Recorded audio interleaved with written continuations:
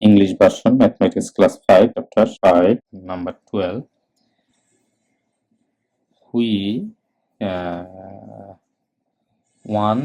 inch is equal 2.54 centimeter.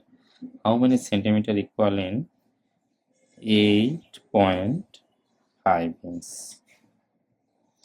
Then we can 8.5 inch into 2.54 centimeter. The answer equal to 21.59 centimeters. We can try this. 8.50 into 2.54.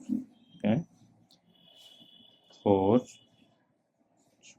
0 20 0 2 and 32 34. Then 0 25 42 0 0 10 0 16 17. Okay, 0 0 8 6 5 21 11 1 2